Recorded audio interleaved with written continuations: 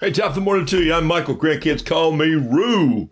And no, I didn't get a haircut while I've been gone the last few days in Florida, even though I had a barber or a stylist or a salon that I used to go to. You know, I used to think, hey, I've got to go out of town to get a haircut. Well, I didn't. So there it is. Where's my other glasses headband? There it is. Perfect. Okay, now we're ready to rock and roll. Good morning to you. It's Monday morning. It's, I don't know what day it is. It's the, wow. What day? Oh, it's the 21st. It's President's Day. All right. So let's paint a picture of Abraham Lincoln, who happened to be one of my favorites. Go back that far. Abraham Lincoln. Listen to this, folks. Abraham Lincoln did not waste his time watching TV. That's all I got to say about that. I think he probably wrote poetry, and I bet if he had paint, he would have painted some. So, hey, Bush has made a lot of money painting now that he's back at the compound up there in Maine. Kennebunkport, hanging out, painting in Texas when it's not cold. Hey, morning to you. Let me say hello to some of you here. Throw my glasses on so I can see my second pair of glasses. Remember, these are headbands. Actually, I do use them. I use them driving down to Florida, and we're going to talk a little bit about the start of a story today, and I'm just going to paint through some things, and I'm going to explain just a tad of when I start talking about doing these 90-minute classes that I'm going to do once a month that people can sign up for and get a membership into. The whole thing is it's very inexpensive. I'm not trying to throw out a whole big racehorse out there, and you got to buy the racehorse and then fly him across the world. It's not that. It's still very reasonable, and here's the thing. Doing it for a purpose, and I'll explain all that later. But there's a little part of the philosophy that's very important to you. So if you're taking notes, not today, but someday, these are the things that'll help you develop that style. Why is it important that you have a style? Because you want to do great work, and you want to share your work. But there is and I don't think it's a bad pride. There's a good thing that happens when people recognize you by your work and your work by you. And you go, oh, this is Denise's painting. This is Linda's painting. This is Karen's painting. This is you go through the whole piece and you say, oh, this is a cup that Terry Tardy made. And so this is a card that was, the calligraphy on this card was made by Pat Brooks, and Pat just may put PL on there, and so they're going like, is it Pete? Could be Pete too. Peter, she's married to him. My point is it's sort of a fun thing for you to know. Hold on one second here while I close down a program that I forgot to close. There. So I think that's a very fun thing for you to start get a handle on, is that's part of your style. It's part of what identifies you with your cards. Whether you give them away, whether you sell them, whether you paint them for grandkids. The fun thing is 30 years from now, 40 years from now, when your grandkids look at this art, and don't see this as an arrogant, egotistical artist sort of thing. It's just that they would look at it and go, my grandmother painted that.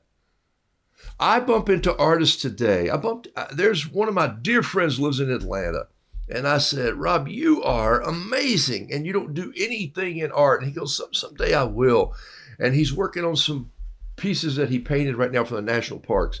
And I said, where did this come from? Because in mine, I've just had to work at it. I was encouraged by Carol, who had an art major, who had an art eye, who still has an art eye.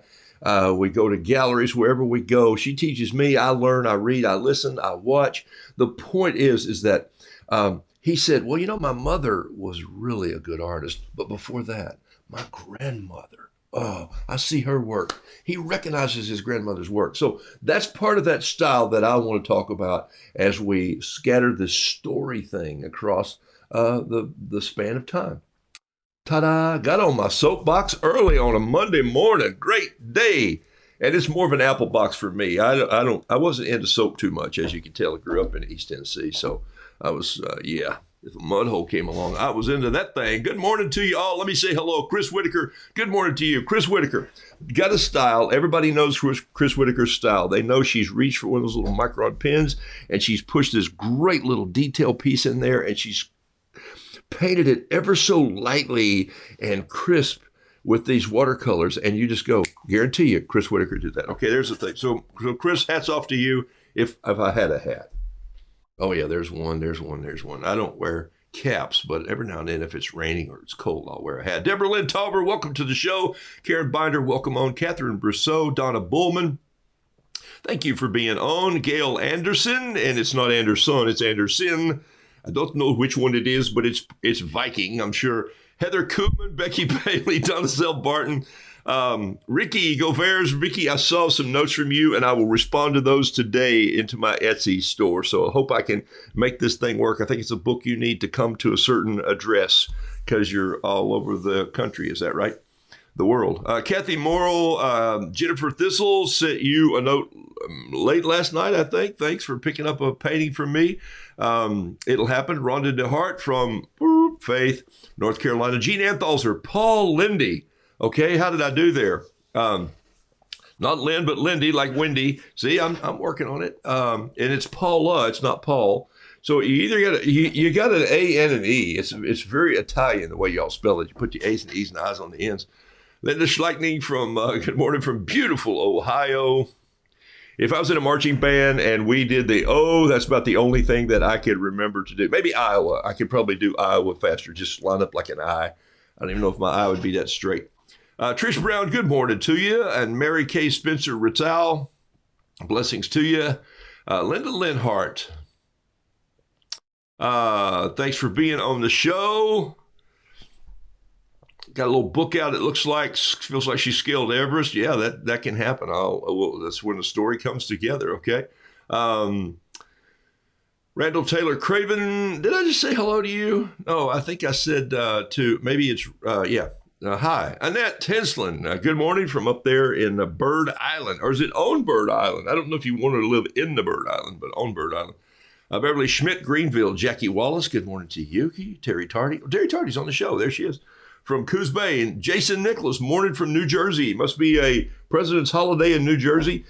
Keeping up with Jason's work is always fun to see. And Jason, yes, you've got to get to Jekyll Island, and maybe this next year we need to talk about that, okay? I do think I would like to maybe start a smaller sketch thing on Jekyll Island and see how that works, and then take it to Maine. Maine's going to be hard to navigate just because it's lots of little bays and areas and harbors and moving around people. Jekyll Island, let's go down and have a little croissant and some coffee, and then let's get on the tram. I'll have them pick me up, and I'm going to call them and see if they're up for this, or see if they've done it before. If they haven't, we're gonna strike the iron while the iron's hot. So I'm going to be calling them about that, doing a little sketchy thing on Jekyll Island. Nancy Catlett to Sandy Rowe, blessings. Linda Lawless, Donacelle Barton. Welcome to the show. Donna is a Rube Goldberg master. She just paints gears and wheels and pulleys and levers and ziz pins and wobbly shaft and things that go crunch more than anybody I've ever seen. I love it. I love it. Renee Keese, Melinda Phillips, Kathy McCrary, love to have you on the show. Jennifer Yentz, TikTok Jones, there it is from Raleigh. Robert Susan Clark, there we go. All right, thanks for being on. No school today, working on a house design for a project in Maine. No kidding. How about that, Jason says. June Jones, welcome to the show. Love the art you send me. Andy Bean, Dolores Boland, Teresa Emmerich, Miss Carla, welcome. Send out the turtles. They'll be in later. Okay, Denise Albright. I think I mentioned you. Becky Meyer, Jacqueline Browse, golly, Kim Sheets, good to have you on the show. Susan Crichton, Judy Y'all. All right, here we go. Is it Renee Cook King? I don't remember saying your name too many times. Sometimes I sketch over. And so it's always fun to see. There's Sharon Fritz Norman Boybus, A Glorious Day in Tennessee. And, I like good days in Tennessee. I grew up there, so it's kind of fun. Peter Budcabbage, great. They're digging through long hair there, Michael. Peter, man, Peter is an artist of, oh my gosh, an old friend of mine from Ponte Vedra Beach, Florida. And that dude can wrestle some art to the mat. I'll tell you that. Works with a very, very creative team of artists and dear friends of mine that I laugh about and tell stories about very often. So glad I caught your name on the show, my friend. Thanks for digging in this morning. Love to have you here. This is where I hang out as Roo. Yeah, Roodoodles. So grandkids call me Roo. Hey, I made some statements because when I get into my storytelling thing, as I go through classes later this spring and into the summer, I feel like I get a lot of notes from you who say, I don't know how to start a story. I don't know how to build a story. I don't know how to tell a story. And I'm just going to tell you, story is everything. And so the reason I paint is to tell stories. The reason I tell stories is to come up with ideas to paint. But they both work together. So that's when people say, are you an artist? I say, not really, but I think like one. Are you a painter that tells stories? Are you a storyteller that paints? Yes, is the answer to that. And so the point is that my watercolor doesn't have to be wonderful, and it's a good thing because it's not. It's not my best gift. My best gift is connecting things. And so that's the strength that I have to take little pieces, and I'm going to show you what I'm talking about. Okay, so let's get started, and I'll paint something for you this morning. Hi, Pat. Cindy Wiltermood, great artist you are.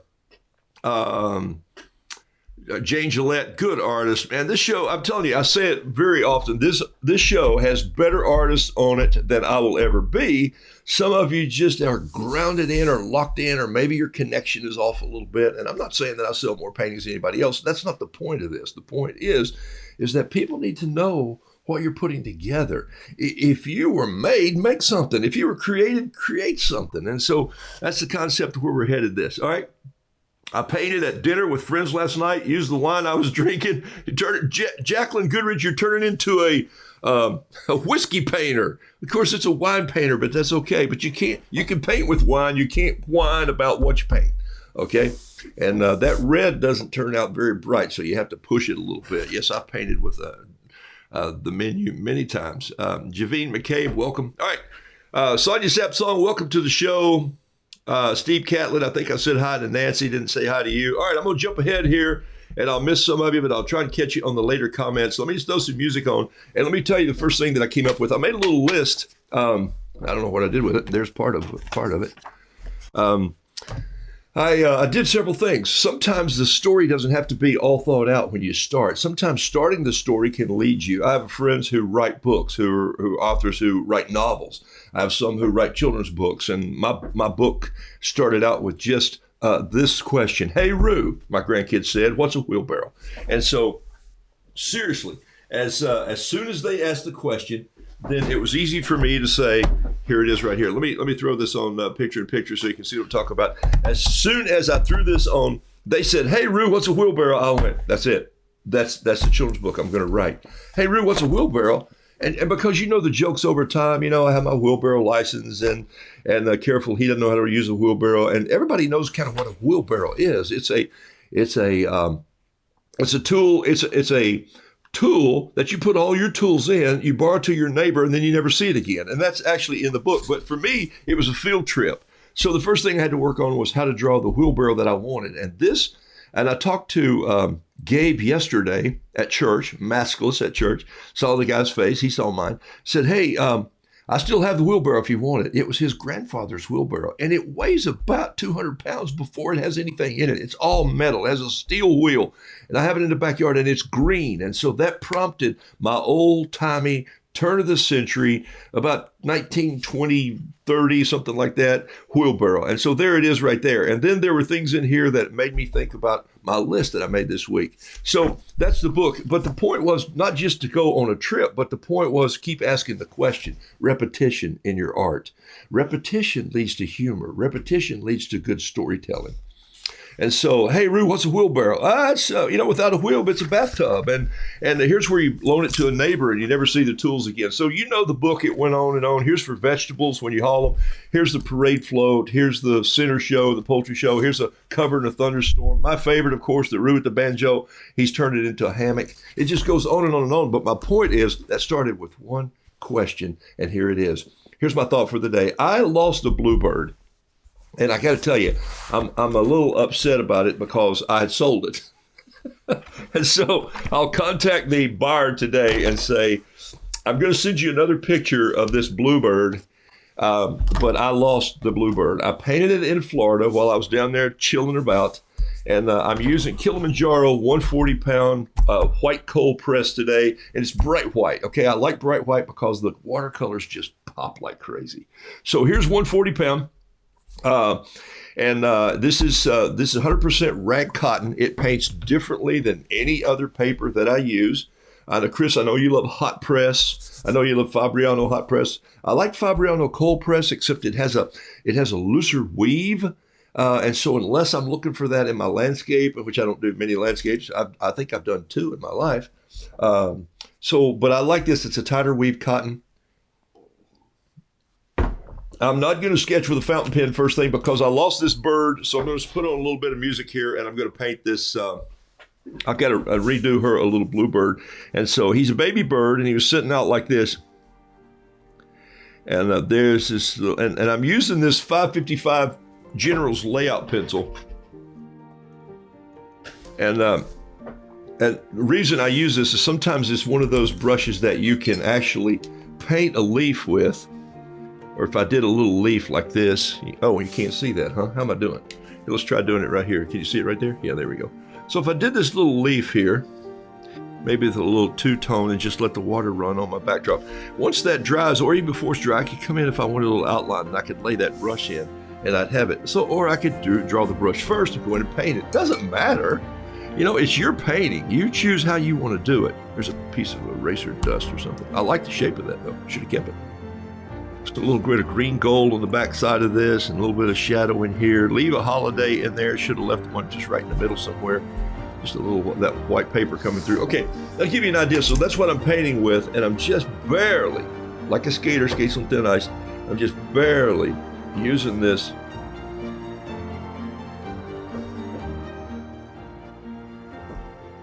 There's my little bluebird. He's coming in. He's just got fuzzy feathers, and he looked just about this size and like this. And so, but I'll send her a picture and say, hey, if you like this little bluebird, I'll send him to you in place of the one lost. If not, then wait until you see one you like. And then I think she Venmo'd me, so I'll just return the funds. I got home and I cleaned out all my art supply bags, and I found every painting that I did in Florida except for that little bluebird. And I may have left him on top of something, or I may have given him away, not even remembering that I sold it because, hey, you know how Roo is. All right, so I want to show you something here. I'm going in here with this 555 layout pencil. See that? And then I'm just going to take my my first brush. Everybody's got their first brush. And I'm just going to pick up some of that 555 and let it rub into that cotton a little bit, just like that right there. This is a little fuzzy bluebird. And so now what I'm going to do right now is I'm going to go in with I think I'm going to use a Kikuno Fountain Pen. Why? Because it bleeds, okay? You know what I'm talking about when it bleeds, okay? Just draw a little box and mark through it. Get your brush, a little bit of water in it. There, oops, sorry, that still had green in it. Just ruined that whole little demonstration. Let's try it again. Over here's my little box. 1, 2, 3 marks. Let's get a clean brush, or let's just clean this brush out. Hey, do as I say, not as I do. All right, just a damp brush and just work through. Look, that's just beautiful when you see that brush bleed into kind of a Payne's gray. All right, so here we go. I'm gonna pick up this, pick up the bill of this little bluebird, and I'm gonna come right here. His eye's about halfway between down off his beak, a little white pupil in there, got a little circle around his eye. Not bad. That's a pretty good eye, actually. Now here, I'm just barely touching some of the painting coming down like this right here. I don't want this going too many places, okay? Then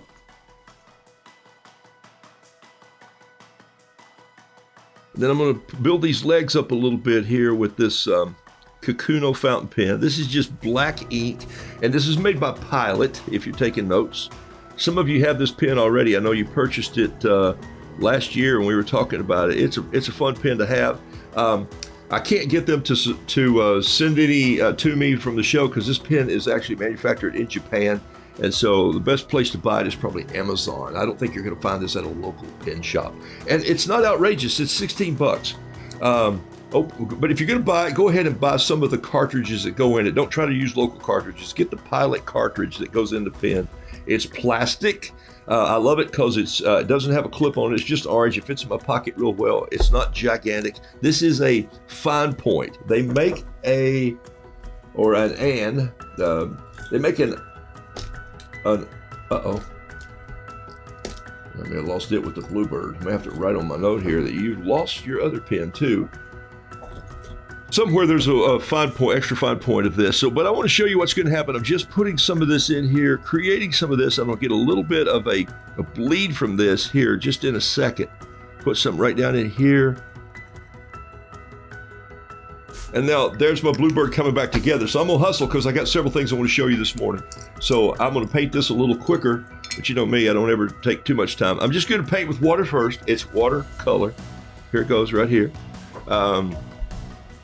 You got a question or two, I might miss them, but always just put a couple of questions on there, like QQQ or something, so I see it. I'm just painting a little water, and I'm not painting the whole bird. I don't have the roller that I'm dipping in and trying to soak the whole thing. I'm not doing landscape here. I'm just touching the water. I'm letting it dance, as we call it. One of us, does, me. All right, so now I'm gonna walk in and get some French blue, and I haven't woken these colors up yet. Hey, wake up! So what I do in my colors sometimes, if I want them to respond a little quicker, is I just lay them out there and I grab a little spritzer bottle, fine mist, and I just spray that on top of them and say, wake up, and let them sit there for a second, and then it'll just be a little easier to go to. There we go. And I just want a little bit of blue in there. I don't want too much, because I can always add. It's hard to take it away. You can. But I'm just going to pop a little bit of this blue in there like that, come down. I'm still letting my brush dance. I'm not trying to create. Now I'm going to go grab a little bit of gamboge, which is my bright yellow, a little bit of Joe's red, which is this red right here, and I've mixed them. This is about the only color that I mix outside, okay? Some of you heard me say this many times, but you're riding along with me now, and some of you are painting as we go, and so that's why I'm trying to tell you to do that, okay? And we spend so much time sometimes just getting down in there. Look, I understand there's, as Peter's on the show, or was, maybe still, there's need for this art that is so proper, professional, and lined in. I get it, and I get fine art. That's not my style. So if you signed on thinking, his art's not very fine, read the chapter in the book, Noodle Doodle Fiddle Piddle. It's fine with me, okay? And so what I'm after here is just a little bit of this that comes in, and I'm going to use a smaller brush. I'm going to reach in and get a very tiny brush. Let's see. Here, I've got this little 78 dagger brush here from Lowell Crowley. I don't think you've ever seen me use this brush. I'm going to go in here and just grab a little bit of this ink from the pen I put in there and just let it darken that beak a little bit. And I'm going to do the same thing on the legs. You see that? I'm just letting those legs just come in, and there's no paint. I've added no pigment here other than the pigment from my fountain pen. That's all you're seeing come in here. And I'm going to come up here, grab a little of this. I think she's going to like this Bluebird just as much or more than the one I painted in Florida. And I'm going to show you how I'm going to finish where he's standing. I'm liking him already. He's a baby Bluebird. I'm going to take my... I've got a pintail here somewhere. Here, I'm going to take this pintail needle gel pen, and I'm just going to do some hatching across here. You should always do hatching when you're talking about birds and chickens. Okay. And then I'm going to do some cross hatching. Yeah, of course. Okay. That's like cross grafting, I think. Okay, so there it is right there. So there's the start of that. I'm going to bring this down. He's got a little more dark here, a little more dark under here, maybe just a tad. And then it's just some loose little fluffy hair coming off. It's hair right now. It hasn't even turned into good feathers yet. And I can take this pencil and just bring a few more of those out like this and just keep some of that going. Look, I'm treating this pencil like it's a baton at the symphony. And I think sometimes we forget to do that. We get in there like first graders and we choke the thing down. And so just have some fun with it, keep it loose. Remember, you're telling stories here today. You're not, the museum hasn't called and said, hey, would you bring us that specimen of the bluebird that you just located off your island, Annette Henson and Bird Island? No, it's not happening. Okay, so there it is. And now what I'll do is I'll just take another brush, and I'll take this little number 2 bamboo. This is a Yasutoma bamboo brush. I love bamboo brushes. And you know where I crosshatch this, I'm just going to swing it in like this and pick up some water in there and let that pen bleed also. I use the pen bleed for just about everything. And then I'm just going to touch a little bit of green gold and a little bit of spring green to it. Maybe a touch of olive. Just mix my greens. Get it? Mixed greens. Boom, I'll be here all week. Maybe a little bit of... let me grab this brush again. This is the number 6 right here. I'm just going to wet it, clean brush, damp, and I'm just going to touch it very gently. Look, touch it very gently, sideways, into my French blue. And that's probably too much, so I'm just going to go out there, and I'm going to practice this. Oh, yeah, that's still a little too much. Still a little too much, and now I think I can get some in there. A little too much. Now that's what I'm after right there. Okay. Grab a little tad more right there. Just a little bit of blue in the sky. If that one's too heavy, I can touch those and just dampen them out a little bit. There we go. So I think I've completed her little bluebird, and all he was saying was mom anyway. So off my list this morning is I lost a bluebird. Hey, I gotta put this in the floor so it dries out here. The other thing I did, and so that's a story. I lost a bluebird. So if I'm with my grandkids, and I'm with a group of 2nd or 3rd graders in their classroom like I was a few weeks ago, 25 kids and then 28 kids. I had 100 kids that come through, and they all want to paint the Mona Lisa. They don't even know who that is, but they want to fill in every piece of the paper. And I'm saying, no.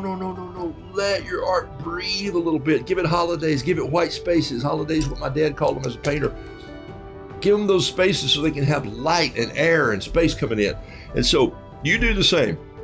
And I build a whole story out of, I lost a bluebird. And they go, oh. And I go, no, it was a painting. And they go, oh. And I go, I can repaint it. And they go, oh. Do you see what happened? On that one statement, I take them on a little journey, just like I took you on. And in 10 minutes, we're done with the painting. And they go, I want to paint one. And then you have their interest. And if you're telling the story well, you've got 8 or 10 minutes to do that.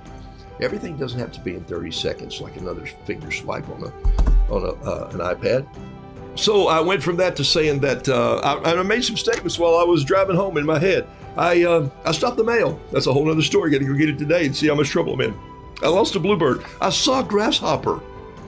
I was in Florida. I was walking my friend's dog one morning, and I said, hey, I got it. Go ahead. I'd been up painting, and she said, I said, I got your dog. As we walked out and we turned toward the bridge of the Intercoastal, a grasshopper flew up in this little area. And I went, whoa, haven't seen one of those in several months where I live. Well, they're too cold. They die out. They're hidden in the holes in the ground, and they haven't even hatched yet. But there, they were jumping because I remember my days living in Florida. And so what I did was I thought I should paint a grasshopper because I haven't done that in a while. Remember, the last grasshoppers that I painted were in this book. And everywhere, somewhere in this book, there's a little grasshopper who has the last line. He's always there, and you have to look close to see it. He's standing on the little soapbox here that says, short speech, please. He's somewhere in there. And so kids find him, think he just ran over a tomato. He's in every one, a little grasshopper. And so I even put some on the back of the book. There they are right there. And so that made me think, I haven't painted one of those in a long time. And I wanted to use that as a story to get you into what I've been talking to you about painting. If you learn how to paint the shapes, seriously, and you want to teach your grandkids to paint these shapes, and they're going to go, well, I thought we were going to paint something, and all you got me doing is painting these little shapes. I'm telling you, learn to paint a square, learn to paint a triangle, learn to paint a cone, okay? Learn to paint a rectangle, learn to paint a circle, learn to paint a sphere by shading one side of that circle, create that, a line, a dot. You know, you suddenly have these shapes that are everything. They make up everything. When we're doing our shrimp, look at this. We've got this triangle, part of a triangle here. If you stretch it out, it's a cone. You've got this cone shaped here. You have these undulated rectangles. You have a little rectangle that's built into more of. You go on and go on, and then of course we got the Remember, find things in nature that look like you already seen it before. If you're drawing a light bulb, a Christmas light bulb, what does that become? It becomes a tail of a honeybee with a sunflower, with a little bee, with the wings. All those things kind of come out when you start doing that. And for kids, that's muscle memory. So when you start teaching them the legs, they start wide, they start narrow, they come out long. They're different. They don't come out with big shoulders and then little hands. They get smaller, but they start out small also. Got a jaw, you got the look. You can take those same pieces and very simply. And the reason I love this paper, by the way, lots of reasons. And Cheap Joe sure doesn't pay me to say this. This is my first watercolor paper that I ever started on. And several thousand of my roosters are on this paper somewhere out there in the world. It comes with these fly leaves in between. It's a slick paper. It's like a vellum finish. My pens do not bleed as well on this because it grabs them and holds them a little bit, but it's great paper to just practice on before you go in and get that last piece of I just painted on it. That last piece, how about that? There's one I'm done with. Let's get out another one. Here we go. Got one right here. Last piece of watercolor paper. There's a bad tattoo. That's strip and grits. This is one I was using in Florida. I took it with me. So wouldn't it be something if the bluebird was on here? Nope, butterfly. Okay, there's one.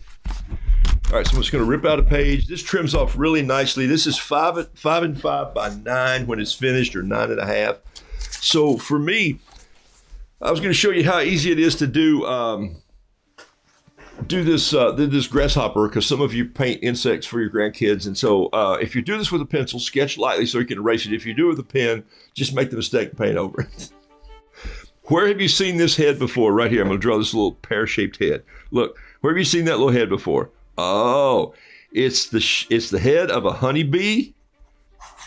Okay, it's the head of a something else. What's it the head of? It's the head of a grasshopper, but it's also that pear shape. Remember I said if you could draw a pear, if you can draw a pear, you can turn that pear upside down. It's also a little bit of that light bulb shape that you draw in when you're drawing hot air balloons for kids. So all those things are just muscle memory. You find something out there. In this case, I'm just going to grab this little bit of and some of you do some great grasshoppers. There's a little bit of pear shape. There it is right there. And here's his eye coming in. Leave some white in the eye so it doesn't look like it's dead eye. No Western humor involved here. And then what I'm going to do right now is I'm just going to draw a line back here, but I'm going to drop down here like this and make a little slant or a curve out, and then I'm going to tie this together almost like a saddle. A little bit. Think of this as the saddle. If you were the tail part of a saddle, and so then what I've got is underneath here starts a wing out. Down here there's some legs coming out. This one comes out and goes out forward. If you've ever drawn shrimp legs, now you're drawing grasshopper legs. They look a lot alike, except this one has a foot, has 2 feelers that come out. All right, dragonfly or cricket, you bet. All your dragonflies have heads like that, except usually I'll turn them up a little bit, sort of like this, and I'll put a couple eyes up here on my dragonflies, and then those wings come out in the same place, okay? And then build it in, then the legs come out. So you're right. Thank you for that reminder. My 5-year-old granddaughter, Lizzie, is painting with you. She said, I can't paint yet because the paints aren't alive. Lizzie, spray your paints and say, wake up. I love that. Thank you so much for sharing that with me. All right, so here's what I'm going to, look at this. Here's what I'm going to draw the hinge of his big leg. And I'm going to bring this up. And to me, this looks like the very politically correct club that Fred Flintstone carried. But it also looks a little bit like an elongated drumstick. And so for me, I'll bring this down like this and some segments and then come out. Draw the rest of this wing right here because grasshoppers have wings. Did you know that? Their legs just assist them in flying. I'm going to put this other leg back here so it mirrors that one. It's coming in behind. So you need this as a leg on top. I'm going to do the little design on there. This is the hinge right here. That music is killing me. Oh yeah, this is better grasshopper music. I don't know what it is, but all this music. Some of you asked me about my music. Listen, I buy it through a service so I can play it legally here, and so they don't call me later and go, hey, Mr. Roo, you didn't help us today. No, you didn't help me. Okay, so there's the little grasshopper. And if I were to take a brush, look, it's really rough. If I were to take a brush and sweep over him some, look, there's not a whole lot of bleed. You're going to get a little bit, but not much. So if I want to come in with some green, pick it in there just like this. Look how easy and fast. And suddenly I'm storytelling my way to this grasshopper. And I'm going like, whoa, you know what he needs? He needs some yellow in his underbelly. Look at that. That's the way they are in Florida. They got a little bit of yellow down there because they hide in the sawgrass while they're sawing on their legs. Okay, let me show you what one looks like on watercolor paper. Let me do the same thing. And I'm going to use, the reason I showed you this pen and went through this process was because I wanted you to see the difference in a bleed. So this is why I love sketching with fountain pens. A little riskier, but so what? Don't you love it? All right, so this is 140-pound Kilimanjaro paper, and here we go. All right, so this grasshopper's just going to sit right here. Here's his head. He's got that little bit of that pear shape. See if it's upside down. It's a pear. There it is. Okay, so like so. A little bit of white left in the eye. Bring some black up in here. Just did that. Go ahead and put the antennas on if you want to. I don't care. That way, if the kids walk in the room, they'll go, "Oh, you're drawing a bug," and then you can hook them on that too. Lost a bluebird, saw a grasshopper, and they go, "You know, you're not right. You know that?" I go, "Yeah, that's what's so fun about this. Look at that. Where else have you seen that shape right there? Oh, you don't remember? Look, it's the shape of the head part of a shrimp. Look at that. Uh-huh." Okay, so I start seeing things as they wind up being sort of the same everywhere I go, and it makes my life easy to sketch because I go, I know what that's supposed to look like now. Not only am I gaining muscle memory in my arm, but I'm getting it here that interlocks, and I go, oh, I know what that looks like. I can paint that like that. So there's the other leg coming out, and then I'm going to go back here. There's a leg coming out this way, but around the back side of that leg is where this big drumstick goes up. And it's got a knob at the top because it's hinged, and then it comes down like this. My son wanted to be an artist. In fact, it's funny that I bumped into a dear friend. He bumped into me, actually. I was having lunch at a little restaurant in Florida, and Keith walked up, put his hand on my shoulder, and said, "Hey, what are you doing here?" And I went, "Oh my gosh!" And then I just saw Peter on the show this morning, which Peter and I used to have coffee and laugh about art, and that dude is seriously, all these guys are seriously talented. And so, but I took my son to see some of Keith's art one time, and I think I might have showed Keith this piece of art that my son did. Okay, so this is done. I'll show it to you in just a second because it'll make sense. So there's a rough little sketch of a little crude storytelling grasshopper, and this is all wing right here. So his wing comes down. These are the little, I put these on there just because they look right to me. Maybe a little more underbelly there, and he's got some more black in here. The reason I'm putting black in here with this pen, I want you to see what's going to happen when I take my little brush and lay it in there now. Watch this, okay? Morning, grasshoppers. Look at that. Now when I hit it, watch what's happening. Look. You see that? The bleeds coming in. This is what happens when you paint on some good watercolor paper. The undulations of 140-pound watercolor paper hold all that pigment up there, and it just becomes so fun to see. Now I'm going to grab some green gold, and I'm going to come in, and I'm just going to start letting this paint mix with the black.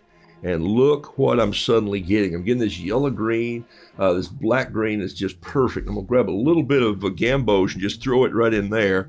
And I'm going to cover that up with a little bit of spring green because I want that a little lighter. I may get a little bit of a French gray and just drop it right here on the back of this. Now I'm just going to let the legs be. I'm going to grab some paint out of here. This is why I like to use my paper as the palette. Just grab a little of this out of here like so. And then just grab this and just let this follow these down like so. And now I suddenly have this grasshopper that's storytelling worthy. Come on. And if I wanted some more black in there to differentiate these, look, I can come back in with this pen on top of this pigment. And look what happens. I'm able to drop some ink in there that just runs through. Okay? Never painted grasshoppers to classical music before, but it's it works. So here's a little pencil down here, just give him a little skyline. And so I've done this grasshopper. All right, if I know how this grasshopper looks, if I know how his shoulders should look, if I know the shape of his head. So my son comes to me when he's probably in the 6th grade, and he says, Dad, I've got to make a sculpture for an art class. And or maybe it was freshman in high school. I don't know. We'll have to look back on the dates and see. And so he said, I think I want to make something mechanical looking, but I want it to look like something out of nature. So nature mechanical. I'm going like, okay. So now I'm going to tell you how the story strolls together from I drew a grasshopper, or I found a grasshopper, or I saw a grasshopper. So I said to him, do you know how pop rivets work? And he goes, no. And I said, I'm going to show you. So I have drawers full of pop rivet guns and pop rivet tools. Pop rivet is a great tool. Drill a hole, put a pop rivet in, squeeze it. It smashes things together. It locks things together. It holds them with pressure. You have to drill them loose. And they're made out of aluminum. You can get steel ones, but they're awesome. So I set up a couple little pieces of metal for him. And I just said, I need you to drill holes and put about, waste about 25 or 50 of these things. Put them in there. And then we're going to start finding pieces that look like they're parts of a grasshopper. And I'll help you hold them. And then you start putting them together. And I got to show you what we came up with because I think you'll get a kick out of it. So let me pop off this right here. Heads up. There we go. And let me pull this up here. So we found an old piece off of an old van that I had. It was the top crown piece that shielded some of the heat from a catalytic converter. Really? And we found a cheese grater. We found 2 old saw blades. I had in a box of some construction stuff, some X bracing for a joist underneath a floor. We had a metal container that was from Swiss Army. The Swiss Army one year came out with some deodorant, and my boys had a Swiss Army knife and a Swiss Army watch, and they thought it'd be fun if we had some Swiss Army cologne. Well, it wasn't. It smelled like Swiss Army. Anyway, but the point is we took some sheet metal and some tin snips, and then we took a trouble light, the metal trouble light. Now you see all the plastic ones, but it used to make this cover that you hung outdoors with a hook. And here it is right here. So all the pieces are in here. Somebody asked me for a sculpture the other day, so I'm going to show you the grasshopper. There he is right there. Take a look. All right. This is the trouble light right here. And notice it's loose. It moves around. Okay. All right. Inside is a little piece out of a transistor radio. Yes, we did this in the 90s in Florida. These attached are, do you remember when we didn't have cable? You remember when we had rabbit ears on top of our, everybody had rabbit ears. We had a grasshopper ear. So this was actually plugged into our UHF on the back of our TV. And depending on how we moved the grasshopper's head around and pulled these antennas out was the better. This is the part of the catalytic converter right there. Okay. This is the can underneath that held the cologne. This is some, here's a part of Carol's, an old cheese grater. This is the other part of that cheese grater on this side right here. These are just the pieces that we did. This is the back side of that cheese grater, which look what it had in it. Can't wait. Let me get this turned so you can see it on the camera. Look, the cheese grater had these slices in it, which are exactly like the partitions or the segments in the body. And so these are the saw blades because, grasshoppers have this rough little edge. These are old, just old keyhole saw blades. And these are the braces that go underneath. And so there is the grasshopper. And he still sets up on top of our TV cabinet today, even though he's not hooked up. And so there you have it. And look, we were so in touch with detail that we paid 59 cents for this connector, and we just left the not the price tag, but the code on it. Okay, so there's the SKU right there. And so these are pop rivets holding all this together. And this is a little piece of metal that we just scanned across the front and wired in. And so you get this feel for this great looking grasshopper. And by the way, Nathan put it all together. I helped him cut some pieces that I thought might be too sharp for him at the time. We scrolled these back so you wouldn't get cut on them. And then he takes it to school, turns it in. We show up for the art show, and it's got a little tag on it that says first place. And we just fell apart. We're laughing, and he's going like, art has its own language, doesn't it? So there you go, right there. So that's give you a little idea. So for me, I visualize this when I'm watercoloring, because is there anybody who looks at this that doesn't recognize it as a butterfly? Yes, lots of people. Grasshopper. I need more coffee.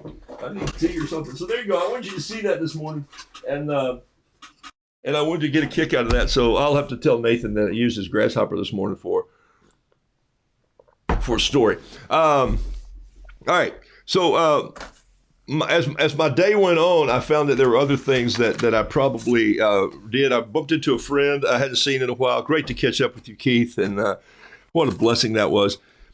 And I'm going to send those guys something today. They were talking about he was talking about a project, which Keith is, he is a working artist, okay? And I've mentioned Keith on this show before, because Keith Gold taught me a lot about watercolor many years ago, and he's going to go, no, I didn't. I was like, yeah, you said something that I didn't let it go by. You said watercolor you should just put some water in there and then let the color do what it does. And I teach that principle today. It's watercolor. Paint with water and then add some color and watch what happens. And so you'll get blends and mix that you could never brush. And I love that flow, and I love that. And I love the art in his office. And Carol and I did some stained glass in there. She did. And so I bumped into a guy who heard me say I was from Charlotte. And I said, yeah, he says, a good art store in Charlotte. I said, oh yeah, Cheap Joe's is there, but I also just, order from Boone. And so in the process, I'm leaning over here because I want to show you something I just laid down on the counter. It's still in plastic, so I'll have to open it up. He said, yeah, I'm in Charlotte too. In fact, I grew up near Asheville. And I said, me too. He said, little town you've never heard of. He said, Mars Hill. And I said, Mars Hill? Are you kidding me? I used to go to Mars Hill and Blacksmith for the Bascom Lamar Folk Festival. He goes, what? My parents still live there. I said, Peter Gott was a cabin builder. It worked at Mars Hill. And Polly Gott was a watercolor artist. And so, people, as the masks are lifting people, folks want to connect. If you still are at home, connect to them with your art. And it really does work. So today I've got to paint. I want to paint something on this. And I'm here again, I'm doing something I've never really done live before. And that's what gets you in trouble. But it's also what makes you sort of excited about saying, you can do this. Are you going to fail? Heck yeah, you're going to fail. If you're painting and you haven't failed yet, then I got words for you. You're playing it way too safe. So this is a wood panel. And it's made really, really well. It's been pre-primed. In fact, what does Joe call it? He calls it his Joe's Prime Really Good Cradle Panel Painting panel. You gotta love it. Okay, Joe Miller is a good guy. He's a fun guy. He loves to laugh, tell stories. And when I go hang out in their office with Megan and Brian and those guys. Brian I haven't met yet except over the phone the last few years. I love it. So what I would do with this is I think I'm going to paint a painting from my wall that I've never had on this wall, and I needed it. It needs to go over there where the two banjos are hanging. I keep two banjos in my office. That doesn't mean I can play them. Let's see if you can hear it. Listen. Nice throw, huh? I didn't throw a rock. I had one here, but I didn't throw it. I have this nice rock from Maine, but I threw a paper towel rolled up. But I think I need to paint a painting like this. That's one of the first banjo roos I ever did, and I think I want to paint it on here. And the banjo is kind of really detailed. I laid it out like this so you could see all the hoop locks and all the hoop locks, not hoop laws. So I really do like this detailed banjo, and then I like the looseness of this rooster. So I'm gonna paint it on here. But before I can do that, I thought what I might do is turn it over on the back and just see, because I know what's going to happen when I put watercolor, not acrylic. When I put watercolor on here, it's going to react funny. So I think what I'm going to do though is I'm going to sketch it with a pen. So I'm just practicing here on the back side. So take a look. We'll see how this works. And so if it works well, I'm going to create it. So there's my start of a roo right there. Might put some detail in there. And so it's been primed really well. But so this is the same, primed on both sides. So this is my practice place. It'll be hard to go in there. And I'm just going to use my bamboo brush. Yeah, I'm going to go in there and get some red. Roll my brush in the red here underneath my head right there. Zip, zip, zip, zip, zip, zip. Nice, nice thick, make sure it's covered really well. This is goat hair, so it holds on pretty well. I paint with these goat hair brushes. They're made by Yasutoma. Oh man, look at that. That's going to do well. Okay, I'm going to love it already. I just like the style of it painted on wood. It's going to run a little bit and be loose. And so I'm sure it'll fade in. I might have to go over it a little bit, but I think I'm in business. Ha! So I'll play with that today and tomorrow, and I'll see how it turns out. It's you can see what's happening now. It's beginning to run a little bit, so I'll probably stop short of the lines a little bit. But it is painted on wood, so I'm going to see what happens if I come in and block it. So I might have to take it and block it out a little bit. I just don't want to paint it with acrylic. I want it to be loose, and I want it to be painted with watercolor. So I'm going to sketch my rooster on here later today.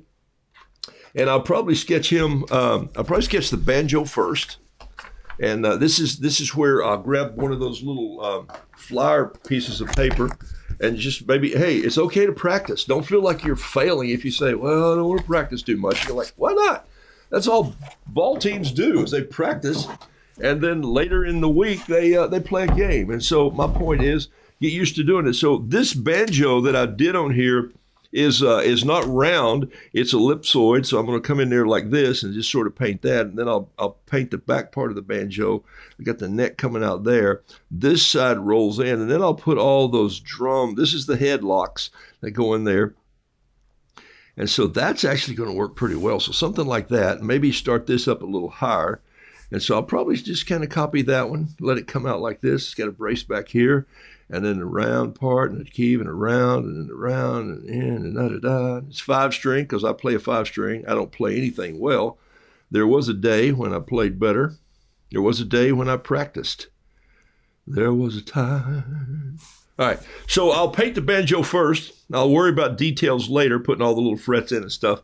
And then I'll come in and I'll decide which way this roost should be looking. Like I might put his head going this way and leaning over like I do sometimes, and put it all in there like that, like he's all stretched out. And then I might throw his tail feathers out like that, or I might come in and put his head looking the other direction. I don't know how that'll be. I kind of like this one. So maybe that, I think that's the way I'm going to do this one, and put some of his tail feathers on this side. Yeah. So I'm going to go with B, not A, maybe. So I'm roughing it out right there. So that's what I'll do a lot of times. This for me is a rough enough sketch. What I got to do, I got to put a wash tub in there because I've never painted a banjo rooster yet without a wash tub. So I'm going to put his toe out there like this. And then I'm going to put this down here, his other foot like so. Oh, this is going to be good. Yeah, I like him going this way. And that way his tail's all free. It's not hiding.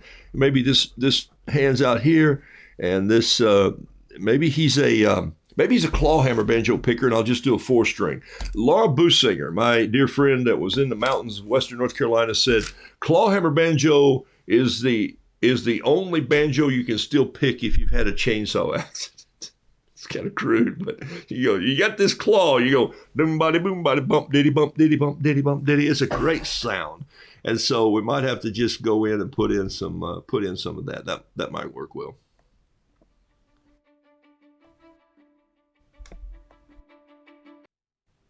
All right. Okay, so that's where I'm gonna head with that.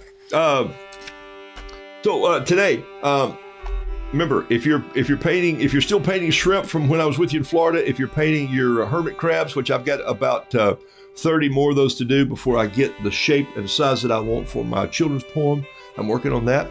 And if you're working on whatever it is you're working on, I got time for a couple questions. If you ever paint a bass guitar played rooster along with a hen played a cello, let me know. I'll purchase. Linda, you never say that to an artist. If you'd paint a rooster with a bucket on his head, I'd buy it. Well, you could be buying one. I like to mark things I might get to in the future. I love that, okay? Just like the old Sears catalog before Christmas. Don't you love it? Yeah. All right. Glad you got a Cheap Joe's catalog. That's really cool. Hey, I understood they put me back in the catalog this year. I haven't seen it, so I think I'm on. Somebody told me I was on page 50. I tried to be on page 87 for Rue 857. But if you go to Cheap Joe's Art Store or their website and you search Rue 857, you'll come up with the set of paints that I'm using. The 6 colors that I use the most in here. I think there's a couple brushes there, probably a number 6 and probably a number 2 or 3 Yasutoma. They've actually dropped in a small paint container that goes with it, and those are pretty expensive. I researched it the other day on other places across the web. I think they put one of these in there with it. Sorry for that music, it's too loud. It'll hold up to 12. You can get larger pans if you want. These are half pans. And the cool thing about this, if you're journaling, is that it has a ring on the bottom. Can you see that little ring right there? And so you can just slip your finger through that. And if you're out journaling, lock it in right there, and you got it to go. That's kind of fun. You just have it. A little space for mixing here. Remember, I don't mix anything really except on the paper. I mix the legs of the chickens if I'm painting my roosters there sometimes. Any questions about what I painted with this morning? This is a Kikuno. It's K-A-K-U-N-O.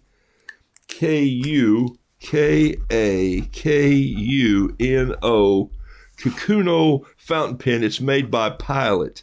Pilot's a good company. This is made Pilot Japan, not Pilot USA.